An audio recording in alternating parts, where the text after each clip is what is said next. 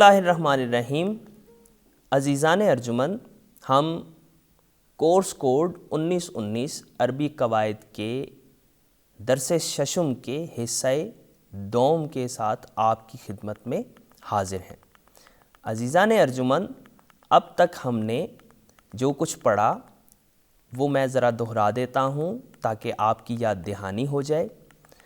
ہم حصہ اول میں یہ پڑھ چکے ہیں کہ مورب کلمات کون کون سے ہیں اور ان کے آخر کے اعراب کے بارے میں ہم نے بات کی۔ پھر ہم نے آپ کو یہ بتایا کہ مورب کلمات آخر یا اعراب کے اعتبار سے دو بڑے حصوں میں تقسیم ہوتا ہے۔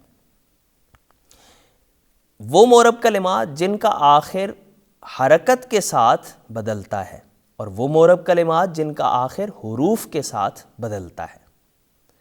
عزیزان ارجمند، وہ مورب کلمات جن کا آخر حروف کے ساتھ بدلتا ہے صرف 3 ہیں، اور باقی سارے کے سارے مورب کلمات ایسے ہیں جن کا آخر حرکت کے ساتھ بدلتا ہے۔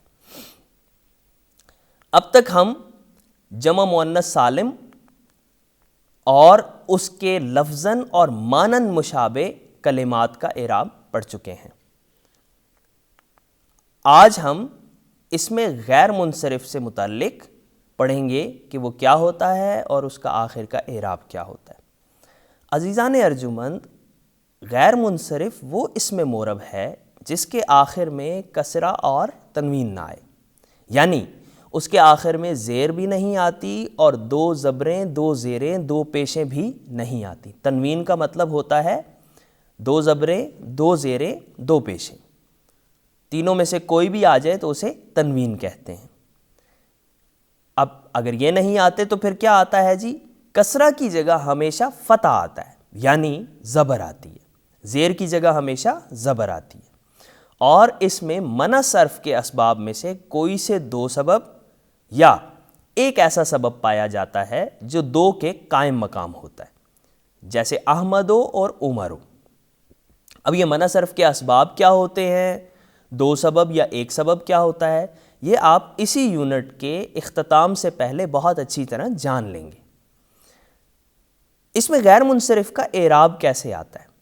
تو دیکھیں جی، اس کے اعراب میں حالت رفع میں ضمہ آتی ہے، یعنی پیش آتی ہے، حالت نصبی میں اور حالت جری میں فتح آتی ہے، یعنی حالت رفع ضمہ سے، حالت نصبی اور جری فتح سے آتی ہے۔ جیسے ھذا احمدو، یہ احمد ہے۔ رأیت احمدا، میں نے احمد کو دیکھا۔ اور نظرت الی احمدا، میں نے احمد کی طرف نظر ڈالی۔ اب آپ دیکھیے کہ ھذا احمدو میں احمدو پر پیش ہے، یہ حالت رفع میں ہے۔ حالت نصبی میں، یعنی جب یہ مفعول بن رہا ہے تو رأیت احمدا زبر ہے، اور حالت جری میں جب اس سے پہلے حرف جر آ گیا ہے تو نظرت الی احمدی کی بجائے احمدا ہے، اور کسی بھی جگہ پہ تنوین نہیں ہے، یعنی 2 زبریں 2 زیریں یا 2 پیشیں نہیں آئی۔ ان مثالوں میں احمد غیر منصرف ہے۔ عزیزان ارجمند، مورب کلمات میں اگلا کلمہ اسم منقوص ہے۔ اسم منقوص کون سا اسم ہوتا ہے؟ یہ وہ اسم ہوتا ہے جس کے آخر میں یا لازمی ہو، یعنی اس کے حروف اصلیہ میں ہی یا ہو، اضافی یا نہ لگائی گئی ہو، اور اس کا ماقبل مکسور ہو، یعنی یا ایسی ہو جس سے پہلے زبر آ جائے، جیسے القاضی اور المنادی، ندا دینے والا اور قاضی جج۔ اب اس کے اعراب کی 2 مختلف صورتیں ہیں، یا تو اس سے پہلے یعنی اس کے آغاز میں یا اس کے شروع میں الف لام آ جائے گا، جیسے القاضی اور المنادی میں الف لام ہے، یا الف لام نہیں ہوگا۔ اگر الف لام ہوگا تو پھر اس کے اعراب کی صورت مختلف ہوگی، اور اگر الف لام نہیں ہوگا تو اس کے اعراب کی صورت پھر مختلف ہوگی۔ تو دیکھیے کہ اگر اس پر الف لام ہو تو اس کی حالت رفع اور جری تقدیری ہوتی ہے۔ تقدیری ہوتی ہے یعنی گمنام ہوتی ہے، پوشیدہ ہوتی ہے، لفظوں میں دکھائی نہیں دیتی، یعنی لفظوں میں ظاہر نہیں ہوتی، اور حالت نسبی فتح سے ہوتی ہے، یعنی وہ ظاہر ہوگی اور زبر سے ہوگی۔ جیسے جا القاضی، اب اسے قاضی یوں نہیں پڑھنا، قاضی پڑھیں گے، قاضی آیا۔ رأیت القاضیہ، یہ حالت نسبی ہے تو حالت نسبی میں زبر کو ظاہر کریں گے، میں نے قاضی کو دیکھا۔ نظرت الی القاضی، میں نے قاضی کی طرف نگاہ ڈالی۔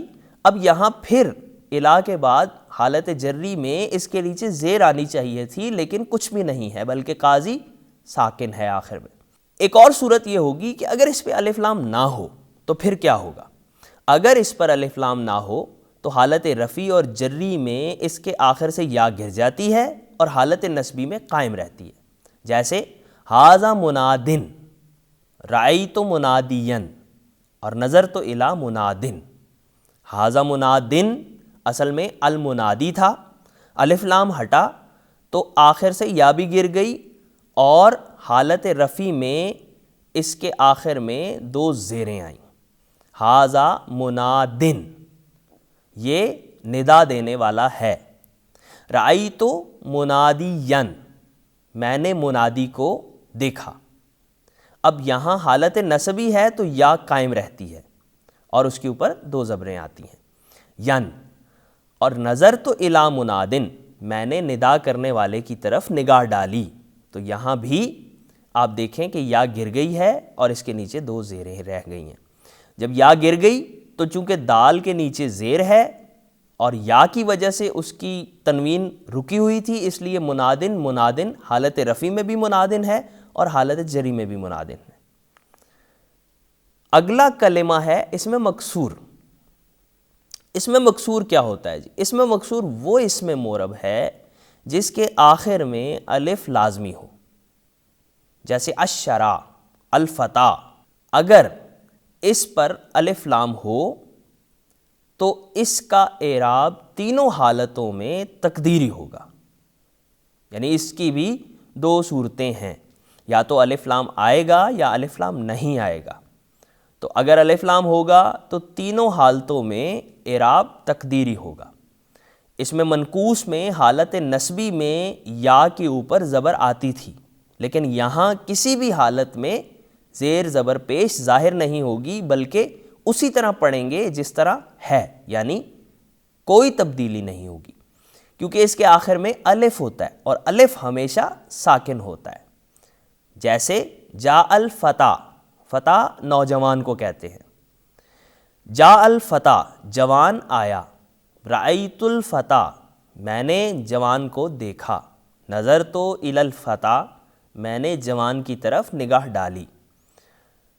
تو یہ یاد رکھیے کہ جب بھی اعراب بتایا جاتا ہے تو اسی طرح تین حالتیں بیان کر دی جاتی ہیں، رأیت اور نظرت الی۔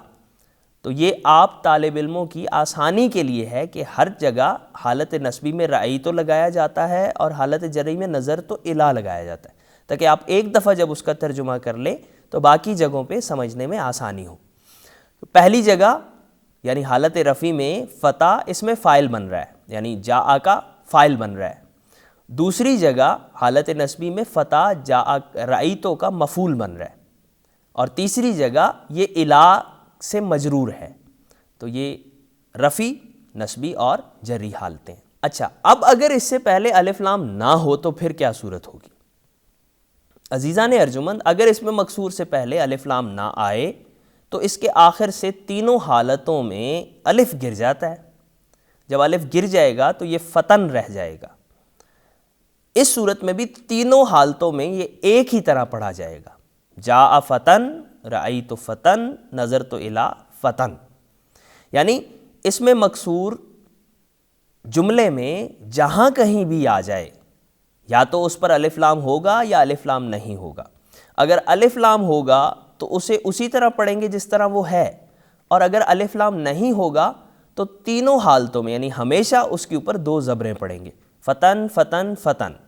اگلا اسم مورب ہے، یعنی وہ کلمہ جو مورب ہوتا ہے اور اس کا آخر حرکت سے بدلتا ہے، وہ اسم ہے جو یا ضمیر متکلم کی طرف مضاف ہو۔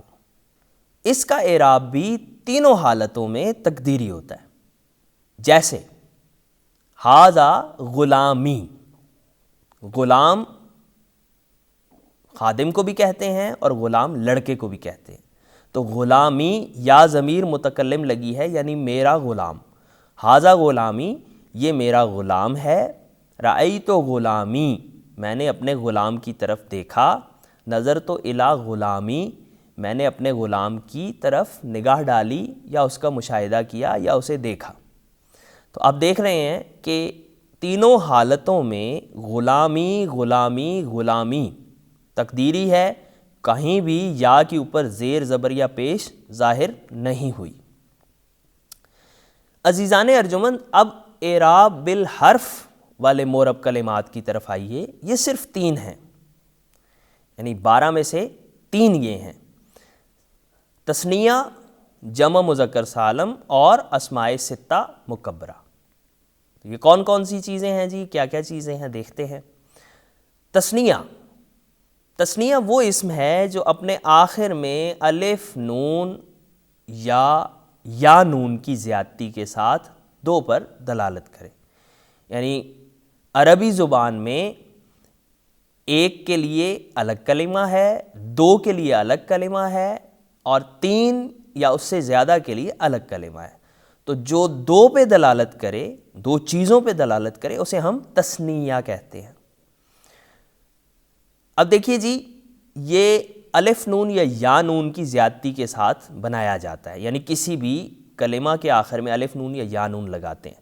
جیسے شجرانی، تو شجر 1 درخت ہوتا ہے، شجرانی 2 درخت ہو، رجلانی 2 آدمی، یا شجرین اور رجلین۔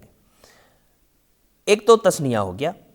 اب تثنیہ کے ساتھ وہ اسماء جو لفظاً یا مانن تثنیہ کے مشابہ ہوں، ان کی حالت رفیع، نصبی اور جری بھی اسی طرح آئے گی جس طرح تثنیہ کی آتی ہے۔ اعراب کیسے آتا ہے جی؟ ان کی حالت رفیع الف ساکن ما قبل مفتو، یعنی الف ایسا الف جس سے پہلے والے پر زبر ہو، اور حالت نصبی اور جری یا ساکن اور ما قبل مفتو سے آتی ہے، یعنی ایسی یا جو ساکن ہو اور اس سے پہلے حرف پر زبر ہو۔ جیسے دیکھیں، جاء رجلانی، رأیت رجلین، نظرت الی رجلین۔ تو حالت نصبی اور جری ایک جیسی ہے، حالت رفیع الف نون کے ساتھ ہے، یعنی ایسا الف جس سے پہلے زبر ہے، اور حالت نصبی اور جری میں ایسی یا ہے جس سے پہلے زبر ہے، لینی اور لانی۔ اسی طرح وہ الفاظ جو تثنیہ کے ساتھ لفظاً مشابہ ہیں، اسنان 2 کو کہتے ہیں، لیکن یہ ایسا عدد ہے جو 2 کے لیے بنایا گیا ہے، یعنی یہ تثنیہ نہیں ہے۔ جاء اثنانی، رأیت اثنین، نظرت الی اثنین۔ مشابہ مانن، یعنی وہ الفاظ جو تثنیہ سے مانن مشابہت رکھتے ہیں، جیسے کلا اور کلتا۔ تو یہ کلا، جاء کلاہما، کلا ونی وہ دونوں آئے، کلاہما وہ دونوں آئے۔ نظر رأیت کلیہما، میں نے ان دونوں کو دیکھا۔ نظرت الی کلیہما، میں نے ان دونوں کی طرف نگاہ ڈالی۔ تو ایک نوٹ یہاں ہم نے لکھا ہے جی، وہ یاد رکھیے گا، آپ کی کتاب میں بھی لکھا ہوا ہے کہ کلا اور کلتا جب ضمیر کی طرف مضاف ہوں تو ان کا یہی اعراب ہوتا ہے۔ اسماء ستہ مکبرہ، یہ وہ 6 اسماء ہیں جو مختلف معنی پہ دلالت کرتے ہیں۔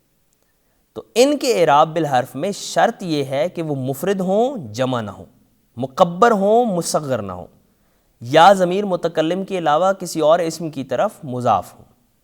یعنی اگر وہ مصغر ہوں گے یا ضمیر متکلم کی طرف مضاف ہوں گے یا جمع ہوں گے تو ان کے اعراب کی حالت بدل جائے گی۔ یہ کون کون سے ہیں جی؟ درجہ ذیل ہیں: ابن، اخن، فمن، ہمن، حنن اور زو۔ اب یعنی والد، ابو، اخ یعنی اخو بھائی، فم یعنی فو، فم اور فو دونوں ایک ہی معنی پہ دلالت کرتے ہیں، منہ دہن کو کہتے ہیں، ہم یہ سسر کو کہتے ہیں، ہمو، ہن کسی چیز کو، ہنو اس سے ہن سے ہی ہے، زو صاحب۔ ان کی حالت رفع واو ساکن ما قبل مضموم سے، یعنی ایسا واو جو ساکن ہو اور اس سے پہلے والے حرف پر پیش ہو۔